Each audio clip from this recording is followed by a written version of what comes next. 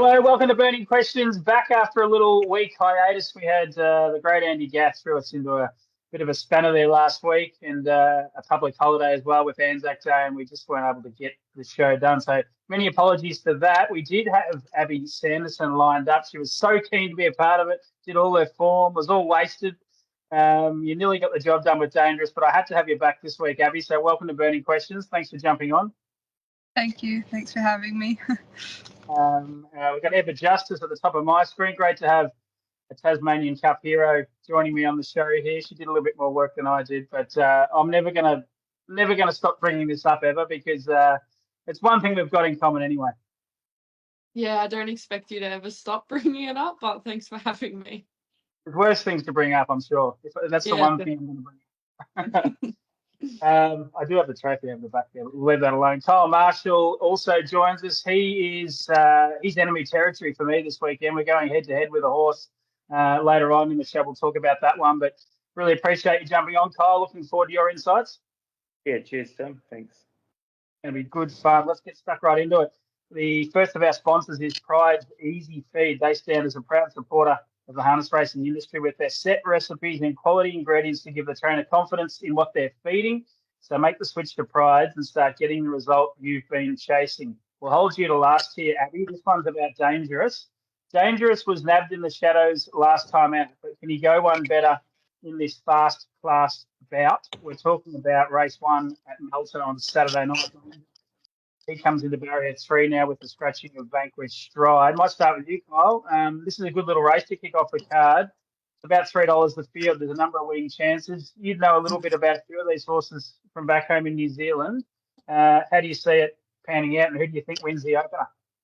Yeah, that's right. It's quite an even field, I see. A couple of Andy Gath tried quite nice at Geelong. But, yeah, obviously Dangerous is going good. And, yeah, Abby's going pretty good on him. He can be a funny horse, but he's drawn a bit better, and he might find the front there. Would you lean his way? $3.40 for Dangerous. Is that the sort of, you think he's the most likely winner? Yeah, it's quite even, but yeah, I think about $3 is the right price for him. Okay, good stuff. Eva, we'll go to you here. Outlaw Man at $3.20 favourite. Dangerous $3.40. Terry $3.60. Just a little tip. First up at $5. They're the key horses in the market. Which way do you think the opener will go? I'm not really sure. Like you said, it's fairly even, but with the draws being reversed with Tangoing with Sierra and Dangerous, I think Tangoing with Sierra will try to get to the fence. Whether Terry can hold up, and then Dangerous will be out wide. So I think there will be a fair bit of speed early. And even like Captain over the 1720, he's known for his electric gate speed. So I think there will be a lot of speed, and it could possibly set it up for a horse like Outlaw Man, who's just going to be off the speed. But I still lean the way of Dangerous. He's going really well. You can't knock him. And I think this race is probably not a drop back in class, but I think he will definitely get his chance. Okay. So you're leaning towards Dangerous. We'll bring in Abby Sanderson, who I think that was your first defeat, Abby, wasn't it, on Dangerous the other night? Not to rub salt into the wound, but you've been able to get on with him very well, haven't you? Yeah, we've had a good record together. Unfortunately, we come unstuck last time, but at least it was only second. That's right. Talk us through your thoughts. You've probably been thinking about this race as soon as the fields came out and what might pan out. It's not straightforward, but is there any chance you find the fence first, or are you just going to look for a spot in the running line? I don't think it's completely out of it that he completely out of it to lead. He is quite fast out, and especially he'll come out of barrier number 3. But Tangoing with Sierra and Terry both have good gate speed, so it'll probably be hard to cross them side by side. But and like Captain's outside of me, but he held it last week. So I don't necessarily think he has to be in front to win the race, but yeah, you know, it'll probably have to see what happens after the first 100 metres. What are your confidence levels? Do you think he can win? I mean, you genuinely head of the race and think he's good enough? I think he's a winning chance. He's good enough to win. And I wouldn't rule out any of them horses, like Just a Little Sip and both of Andy's. And only thing is maybe Andy's a first up, but he has him pretty right. So I wouldn't rule any of them out, but he's definitely a winning chance. Yeah. Just a quick word on Vanquish Stride. I see he's scratched. He's going really well. He's ready to win. Hopefully there's no issue with him. Yeah, he's going good. He's ready to win. He's just had a couple runs every week, which probably doesn't suit him. And yeah, he's all right. He just didn't suit him this week. He's had a few runs in a couple weeks. No worries. He's also got Perfect Stride in the race, drawn 7. Probably a little bit tricky for Ryan and Perfect Stride out there. Do you think? Yeah, I think so. I think he'll be doing his best. Good stuff. That is the first of the burning questions out of the way. Salkia, they're a fantastic supporter of the show. They combine the power of results and horse sectionals to give you access to gate speed, swooper, ability, and behaviour ratings. Never miss a trainer, driver, or gear change again. Salkia is a form guide revolution. Does Kyle hold the ace in the bed stud pace? Or is there some rivals that can make this a race? Ever, that is about as good as I can do there. 3 words that all rhyme in one. That took me about 10 minutes to come up with that. Now, give us your thoughts on this race. Smoke and Ace, if I scroll down my form guide, he goes around in race number, when I get there, where is it? You might be able to help me out here. 7. 7, it is. Race number 7. What are your thoughts here? He draws barrier 5. He's first up from a spell. He's got really good 2-year-old form, but this is a good little even field. And just keep in mind that anything you say here that's negative towards number 6, the only decision will be held against you. If you just have a look at the ownership in that horse, just be careful. I won't say anything negative about him. Yeah, Smoking Ace is clearly a really, really nice horse. He's won his first 7, I think it was. So he's clearly the class runner of the field. Being first up, though, and a fair bit of speed inside him. Also his first look at racing sort of the open-aged horses. He could be a little bit vulnerable, but I think if his class prevails, he will be hard to beat, although he'll probably have to do it fairly tough. Well, that's what I was going to ask you. You're driving He's Ollie from Barrier 1 for Scotty Ewan. I went back and had a bit of a look at the form. He's a known gate speed runner, a leader. I don't think he's ever handed up willingly when he's led. I think there was one time he might have got classed way back, but I mean, he's a known front runner. I thought he went pretty well the other day, and he won from the death 2 starts ago. I guess the big question is, from a speed map perspective, do you think and you want to hold up and hold the front? Is that the plan?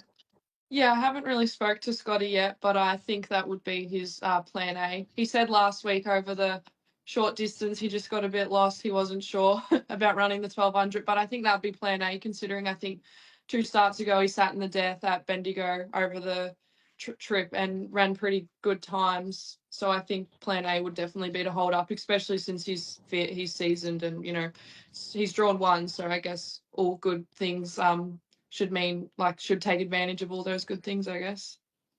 Yeah, no, it's a great drive for you. Race 7, number 1. He's Ollie. We'll hold you to last. Abby, what's your thoughts on this race? It is the 3rd leg of the quaddie. There's a number of winning chances. I mean, there's some really good horses going well. There's even horses like, Aussie Batless. I know he's a bit of a roughie here, but he's getting back and back in grade. Courageous Stain, horses like that. Who do you think the most likely winner is? Is it Smoke and Ace? He's going to be short, but is he the class runner here? Yeah, I think so. I think it'll probably take a bit of beating Smoke and Ace in that race. It's an even and strong enough field, but I think he's got a bit of class on them. And over the long, although there is a bit of speed inside of him, over the long, he's first up. But I think if he makes his way forward, he'd find a good spot. And yeah, I think he'll take a bit of beating in that race, especially. Yeah, okay. So you're with Smoke and Ace, essentially. So that's pretty good push there. Now, the man we want to talk to about this one, Kyle. I think there was a bit of jostling I think there might have been a couple of horses with Chris Alford next to him, but you're taking the drive on Smoke and Ace with Puppet in Sydney. Kyle, I guess talk us through where he's at fitness-wise. I think he's had the 3 trials. He's trialled pretty well. He won one at Geelong a couple of runs ago. Are you happy with him? And then we might talk about the speed now. Yeah, really happy with him. He's come back a bit stronger.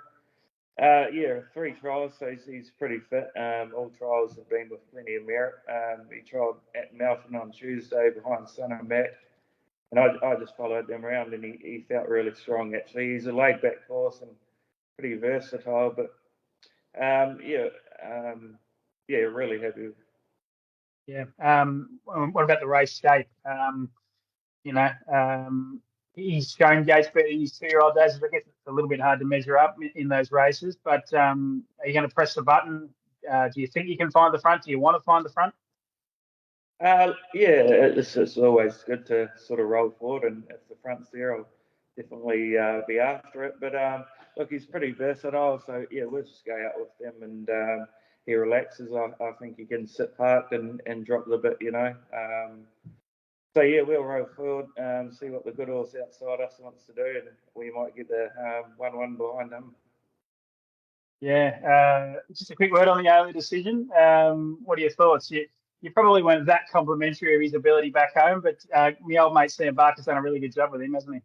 Oh, for sure. No, it was a great win last start. So yeah, all credit to Sam. He's done a great job. But Smoking Ace, Kyle, he's good enough to win Park, do you think, in this race? Yeah, look, I'm really happy with the horse. I think he's pretty versatile, and I sort of do. He's fit enough, and I do sort of expect him to win with the plans that we have in mind for the horse. Yeah, I was going to ask you just before we move to question 3. He's heading to Queensland. Yeah, at this stage, yeah, if he keeps progressing and keeps aiming for those targets we set out for him, he'd there. Good stuff. Good luck on Saturday night. I hope you run a slashing second behind the mighty, the only decision. Even a dead heat, I'd take that. And I hope you run third. You can run. Look at a 3-way dead heat, I reckon. Here ever, that'd be right. He's Ollie. Smoking Ace, the only decision. Anyway, enough of that. Let's move on. Logical Staffing Solutions provide labour hire and recruitment services to the transport, warehousing, automotive, and manufacturing industries. A logical solution for your staffing needs. Can Ludacris make it 3 in a row, or is this Mayor's Clash too tough of a show? Let's bring up that race. It is. I need to be better planned here. I might not need you. My 3. There it is. A good old Ludicrous horse number 10. She's been really good. Kyle, I might go to you first. I've gone back through her form. She's only ever won her races when she's led. She's won both races as preparation leading, but in good time. This is a good mare's race, though. Race 3 on the card. Perfect in Pink. Second up for Emma Stewart's obviously going to be really tough to beat. Can Ludacris do it, or are you in the camp of another horse here? Look, it's probably going to be hard from that draw, but yeah, Kate's got that horse going good this prep. Yeah, she's looked really good, but yeah, from the draw over short distance, it may be hard with that Emma Stewart runner drawn in front of it, and possibly find the front or go from there. Yeah. Abby, what are your thoughts? Lisa Miles has got to really click with this horse, Ludacris, for Kate Hargraves. Lovely horse. I would probably be looking elsewhere in this race. I thought Perfect Pink was really brave, had a crack to the lead there. Might be able to work over and find the front here. Would probably be game over if that was the case. Yeah, I thought the same, and especially over the short. No doubt Ludacris is a good filly, and it'll win some more races. But it's speedy, but it's predominantly from its races. It's shown it's a front runner, and for barrier number 10 over the short, I think it'll be a bit hard when some of our main rivals like Perfect in Pink, Chinchilla, and Is This Just Fantasy are drawn off the front row, and they're probably the 3 big guns, and they might get in front of it early, which I think will be crucial. So yeah, I'm probably with Perfect in Pink, or Is This Just Fantasy? Yeah, I'm with you. Eva, what are your thoughts? Are you sort of seeing it like us, that it might be too tough for Ludacris, or do you think she's good enough to overcome that draw and make it 3 in a row? Yeah, I mean, she's clearly a nice filly, but like you said, all her wins have actually been from in front. And I think from in behind, she can pull quite hard. So that could be another factor. But I just thought Perfect in Pink would find the front. And I thought Chinchilla was also a really good chance first up. Okay. Yeah, well, if Perfect in Pink is able to find the front, you think she'd be really hard to beat. I'm just going to give one little shout out to a horse that I think's going really well. I don't know if this is the race for it, but I was impressed with the way Young, Gifted, and Black got home out wide off the track in that race last start behind Perfect in Pink and Co. And I reckon there's a win in store for her. Maybe it's not on Saturday night, but just keep her in your black book. Young, Gifted, and Black, particularly if she's drawn to on the front going forward. She's a nice horse for Anthony Butt, Sonia Smith.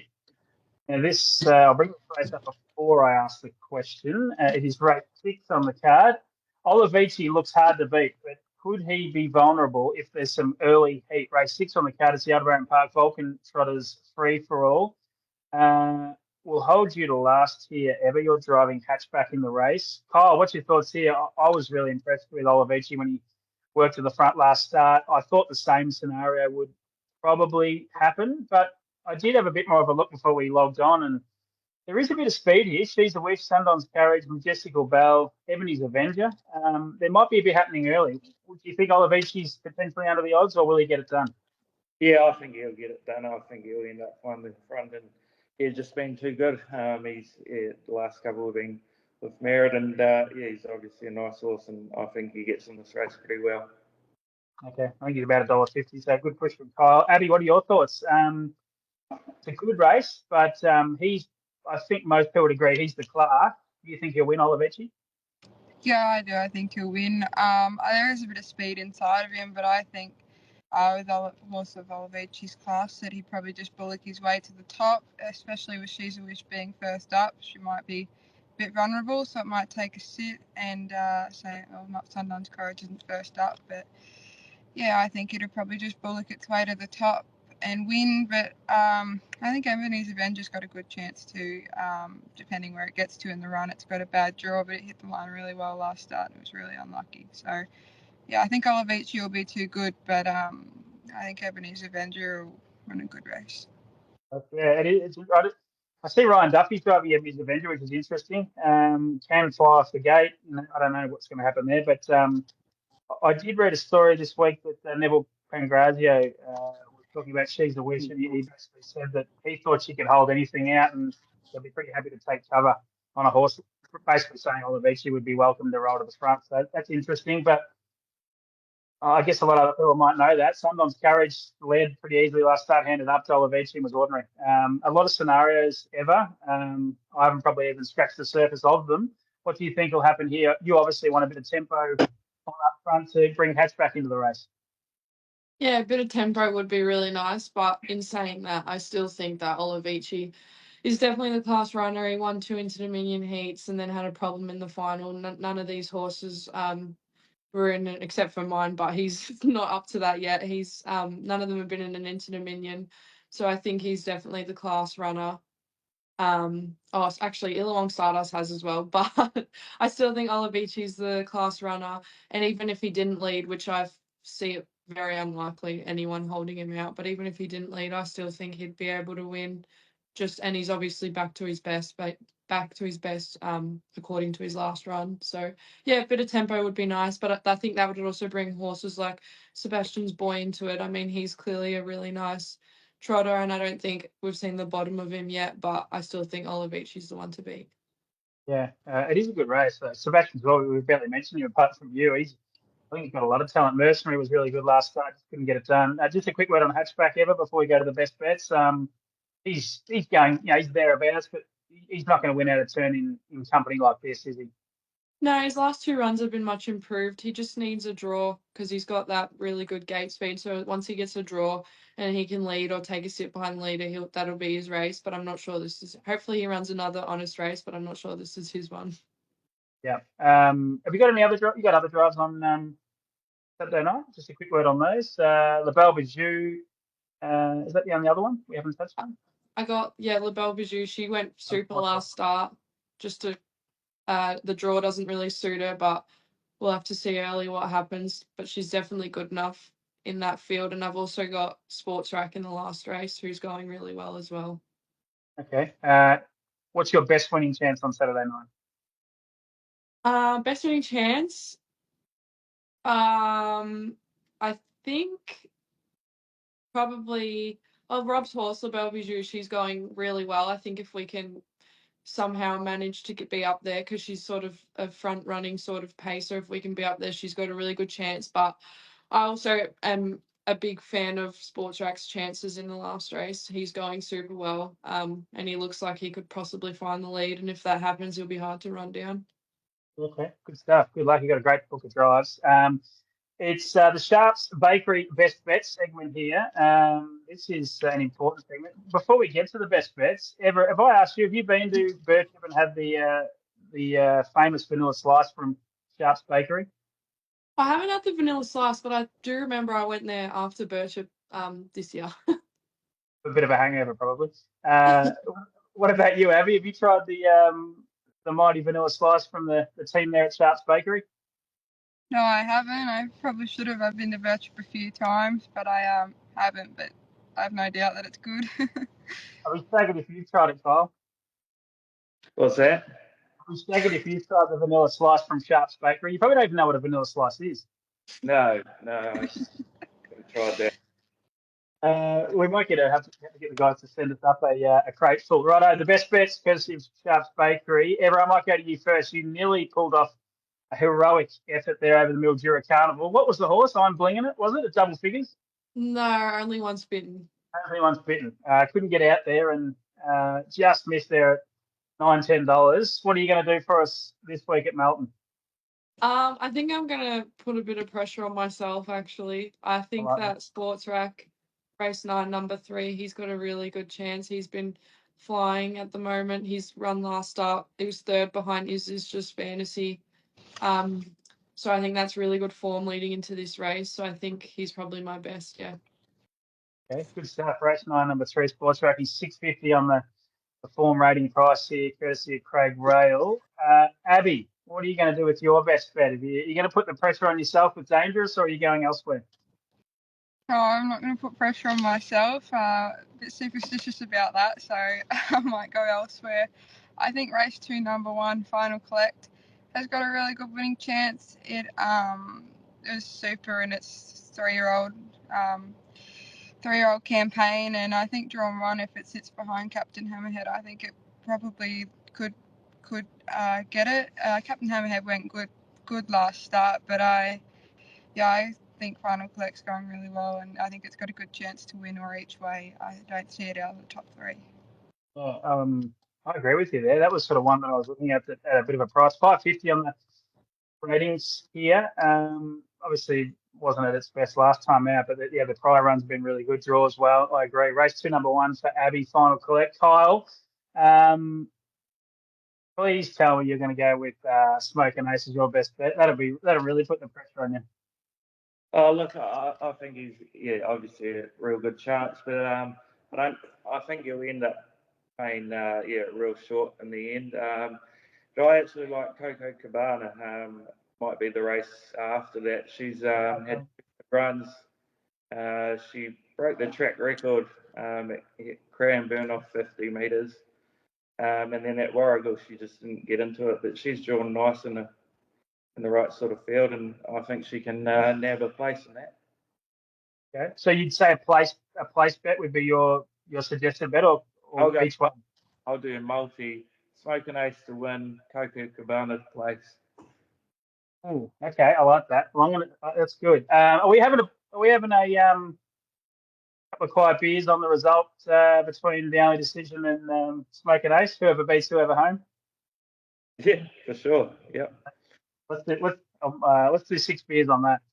I don't know why I've done that, because I've given you a fair old advantage in the prices, but good luck to you, mate. My best bet is a multi as well. This is a little soft, but I just could not find much I liked on Saturday. I'm going to go with Olivici to win into Ladies in Red. I think last look they were both around the $1.50 mark. I cannot believe Ladies in Red was about $1.65 for most of the week. So Olivici to win, Ladies in Red to win up in Sydney. That's my play. Hey, guys, really appreciate you jumping on. Ewa Justice, much appreciated. Go well on Saturday night. Thanks, Tim. Thanks for having me. It's been good. Well done, Abby. This is your debut, I reckon. So you've lived up to all the pressure that we put on you. Thank you for having me. Good on you, Carl. Really appreciate you jumping on, mate, and look forward to those beers. I drink VB, so just get those ready for us. Yeah, cheers, Tim. Thanks for having us. Thanks, guys. That's been Burning Questions. It's the 3rd of May. Keep in tune to trotsvision.com.au on Saturday night for the big card from Melton. We'll be back next Friday with another edition of Burning Questions.